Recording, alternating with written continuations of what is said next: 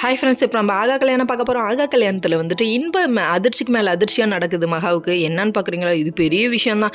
அது சரி, மகாவுக்கு இது பெரிய விஷயந்தான். அதாவது மகா வீட்டுக்கு வந்தோடனே, என்னடா அது எங்களை ரொம்ப ஹாப்பியாக வச்சுட்டீங்க, எனக்கு ரொம்ப சந்தோஷமாக இருக்குது அப்படின்னு சூர்யாட்ட சொல்ல, அது ஒரு ரோபோங்க, அதனால் அதுக்கு எக்ஸ்பிரஷன்லாம் வராது, அப்படிங்கிற வார்த்தை மட்டும்தான் வரும். சரி, இதுவாது உங்கள் வாயிலேருந்து வந்துச்சுன்னு ஒரு பக்கம் சொல்ல, இன்னொரு பக்கம் ராஜலட்சுமிகிட்ட போயிட்டு, அத்தை நான் போயிட்டு வரட்டுமா வீட்டுக்கு, இதை படத்தை அம்மாட்ட கொடுத்துக்கிறேன் அப்படின்னு சொல்கிறாங்க.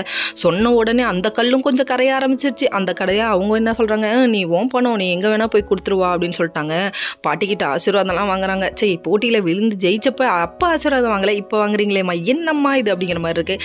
சகுனி சித்ரா வேற ஒரு பக்கத்து நெண்டி விட்றாங்க. ஆமாம், இவங்க பெரிய போர்க்காலத்துக்கு போயிட்டு வராங்க, இவங்க ஆசீர்வாதம் வாங்குறாங்கன்னு சொல்லிட்டு தான் பையன் ஜெயிக்கலேங்கிற வைத்தறிச்சலில் பேசுறது நல்லா தெரியுது.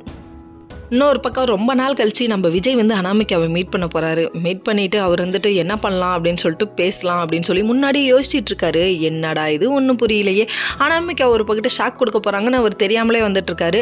அதுக்கப்புறம் பார்த்தீங்கன்னா நம்ம மகாவோட ஃபேமிலி எப்படியாவது நம்ம பொண்ணு நம்ம கடனை அடைச்சிடுவா ஒரே நாளில் அப்படின்னு சொல்லிட்டு ஹாப்பியாக இருக்காங்க. இன்னொரு பக்கம் பிரபா வேறு எப்படி எங்கே விஜய் வர சொல்லிட்டு ஏன் இன்னும் வரல அப்படின்னு சொல்லிட்டு புலம்புறாங்க. என்னடா இது ஒன்றும் புரியல, விஜயோட பேர் பிரபாவா இல்லை அனாமிகாவா?